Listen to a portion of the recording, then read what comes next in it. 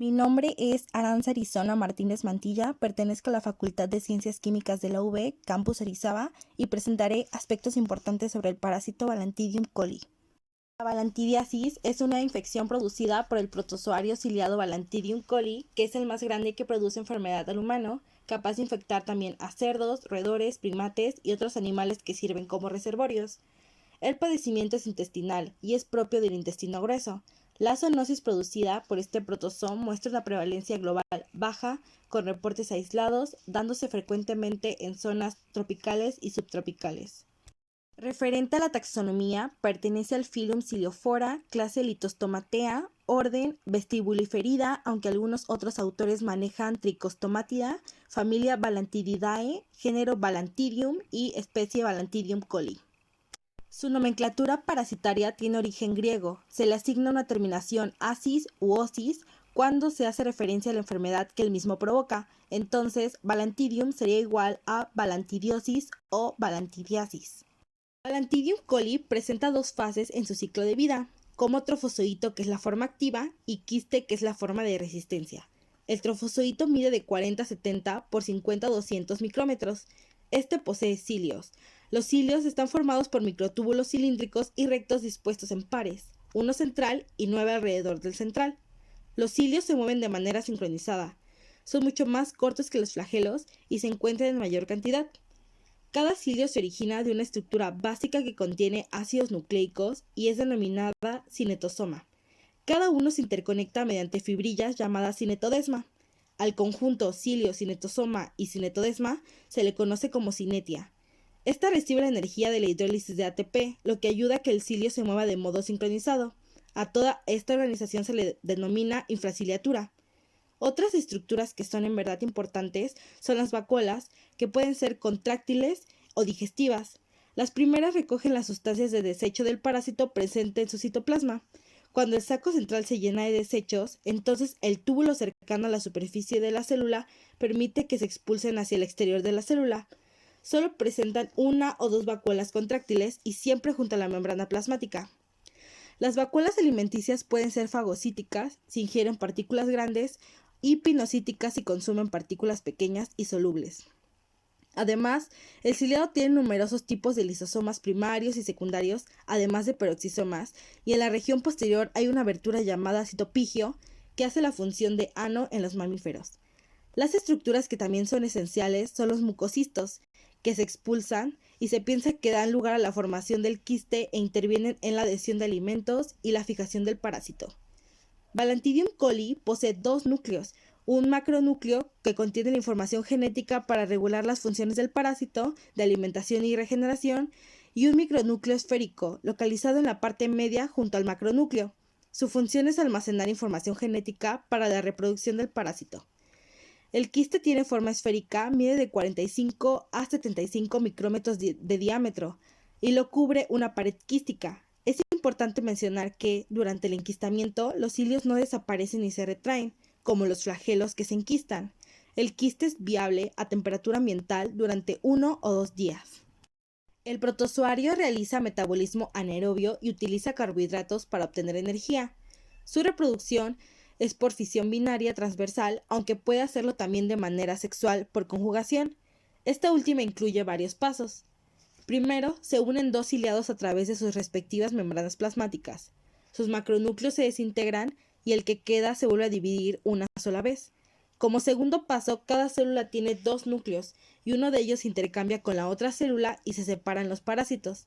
El protozoario sintetiza su macronúcleo y tanto este último como el micronúcleo se dividen dos veces. Por último, cada paranúcleo, micronúcleo y macronúcleo se separa para formar un nuevo ciliado. Por lo tanto, cada célula origina 4 más. La conjugación le sirve al parásito para generar progenie con mayor diversidad genética y mayor capacidad de supervivencia. Para su ciclo biológico, el quiste de Balantidium coli contamina alimentos y bebidas e infecta al humano cuando entra por vía oral y pasa por su tubo digestivo.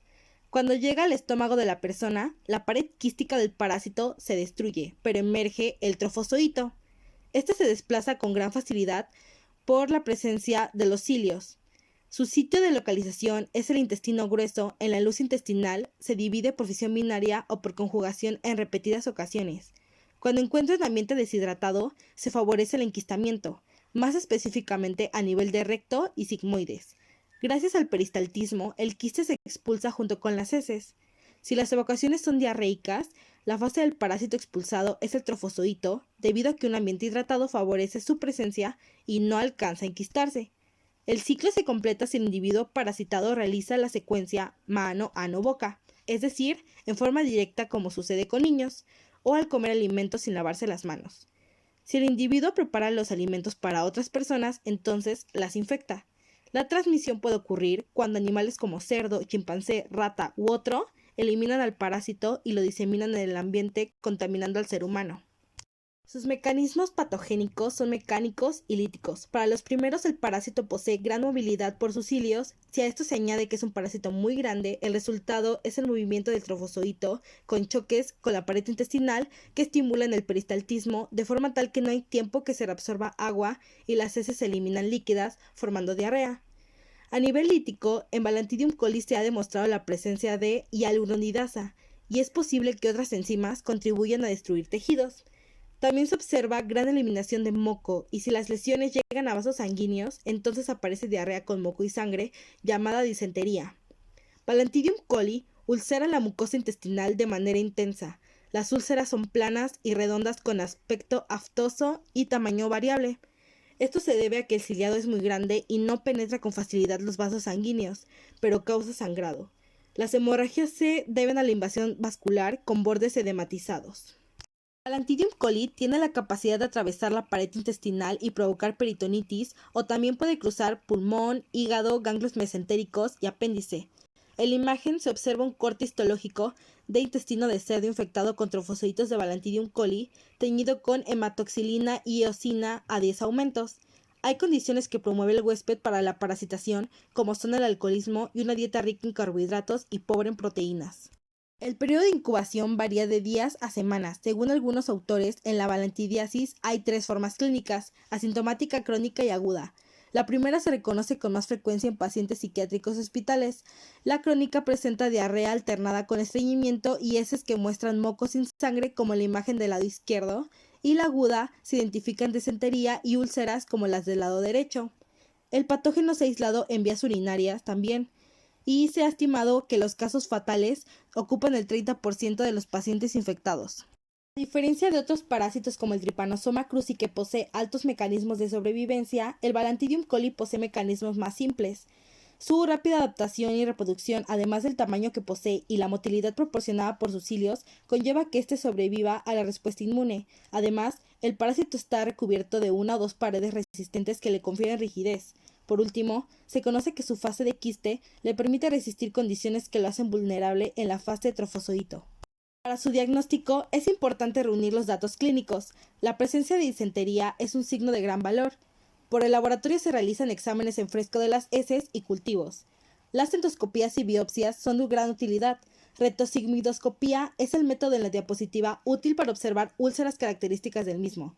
Se utiliza la inmunofluorescencia indirecta y la hemaglutinación indirecta, donde se utilizan hematíes sensibilizados para observar la aglutinación.